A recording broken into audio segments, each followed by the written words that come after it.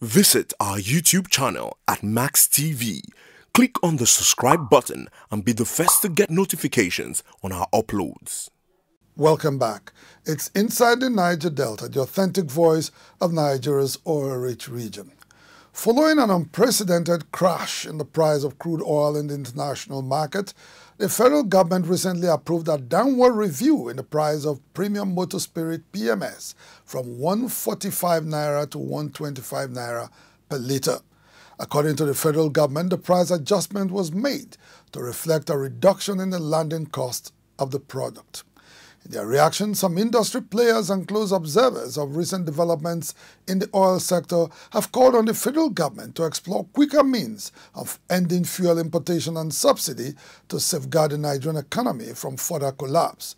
Correspondent Chika Bodozie has details. The major fallout of the recent crash in the price of crude oil in the international market has been a significant drop in the landing cost of petroleum products imported into the country. According to the Petroleum Products Pricing Regulatory Agency, PPPRA, the landing cost of PMS dropped from about 131 naira 62 kobo to 84 naira 6 kobo per litre at the close of trading on January 31, 2020. Several weeks later, on March 18, 2020, the federal government announced a downward review in the price of petrol from 145 naira to 125 naira per litre, in line with its price modulation policy. Government's action was immediately greeted with mixed feelings from industry players and petroleum sector analysts. It's a move in the right direction. With the reduction in price of crude oil, the production cost will be reduced because crude oil constitutes the greater proportion of the production cost. Therefore, we will expect that because it will be reduced, so Nigeria will be purchasing at a lower price. However, I'm not sure that the old price would have paid for everything. So it's good to at least reduce, so at least people will believe that there is some changes. But those changes are not really reflected properly. Owing to the moribund state of its 4 refineries, Nigeria has over the years resorted to fuel importation to meet the ever-increasing fuel needs of its vast population. In a bid to pay the difference in huge production and landing cost of fuel importation, the federal government introduced an oil subsidy policy to cushion the effects on Nigerians. After running the subsidy regime for several years, it was obvious that it was constituting a major drain in Nigeria's finances and promoting massive fraud and corruption in the petroleum downstream sector. To checkmate this situation, the government of President Goodluck Jonathan in 2012 took the hard decision of removing the subsidy on petroleum products. The reaction of the public and the opposition party at that time was massive protest across the country that practically grounded all socioeconomic activities.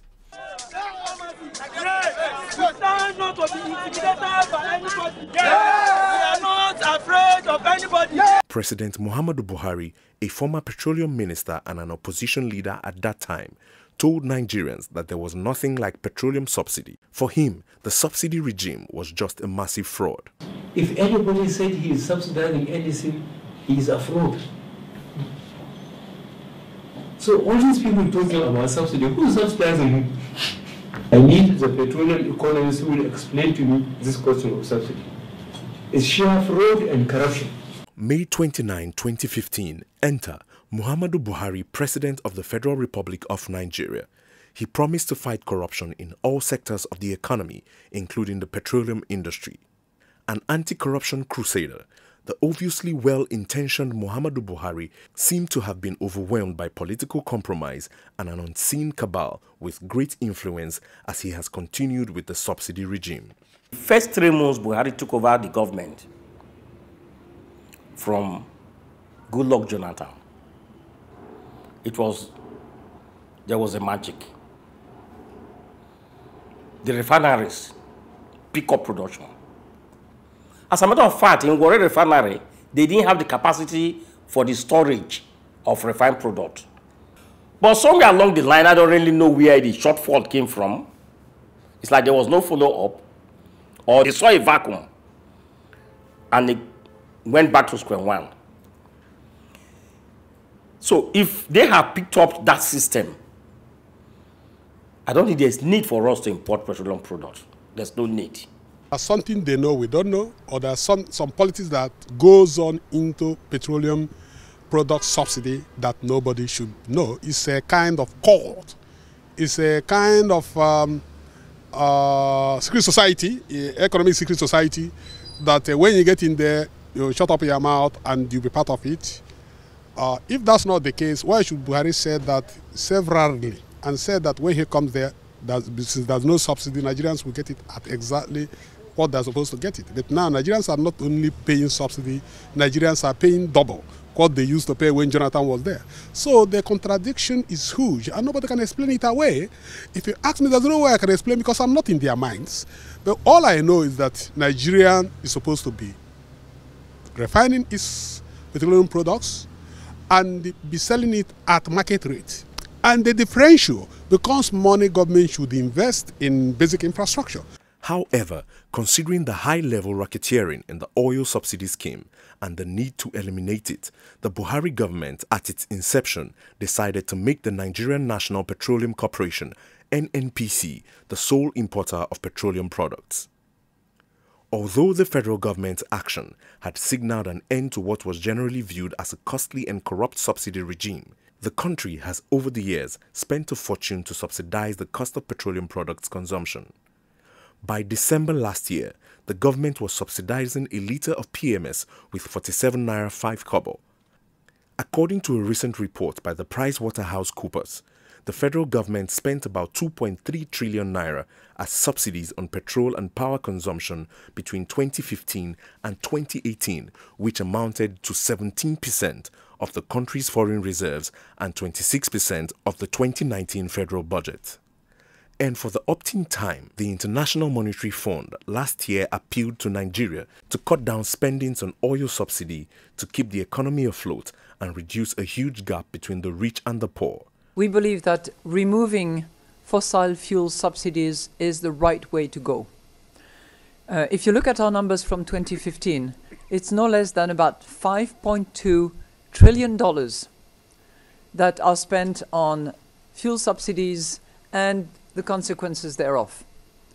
And the Fiscal Affairs Department has actually identified, how much would have been saved fiscally, but also in terms of human life, if there had been the right price on carbon emission as of 2015. Numbers are quite staggering.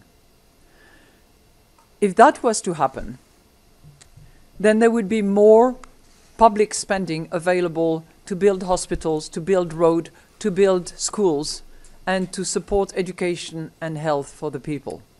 Given the economic realities on ground, the federal government has been urged to rethink its oil subsidy policy. The Buhari government is not against the removal of the petroleum subsidy, but Finance Minister Zainab Ahmed says the removal must be gradual. I would say it's good advice, but also we have to implement it in a manner that is both successful as well as sustainable. We are not in a situation to wake up one day and just remove subsidy.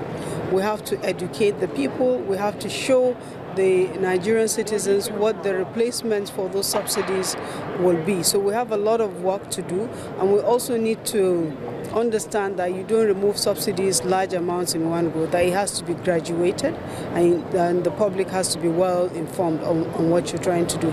For an economy that is heavily dependent on the oil sector, Nigeria cannot make any meaningful progress without attaining self-sufficiency in crude oil and gas production.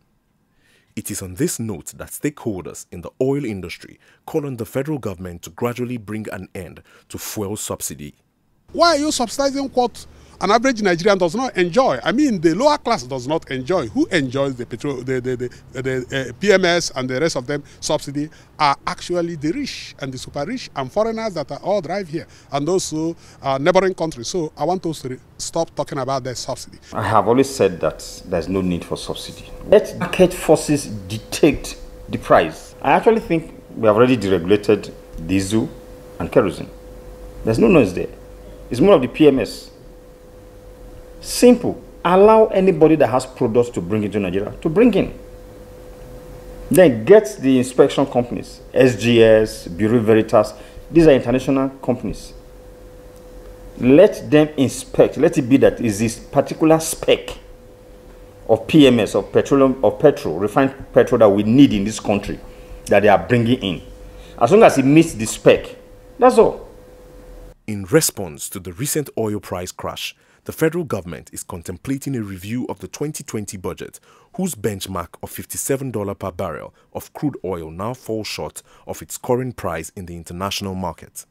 For most Nigerians, it is a wake-up call on their leaders to carry out sweeping reforms in the oil industry to save money for the government, block leakages, reduce loss and increase investments in other areas of the economy to positively impact on the lives of Nigerians.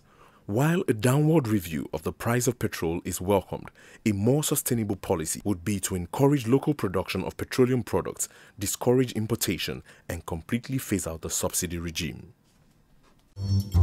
Inside the Niger Delta,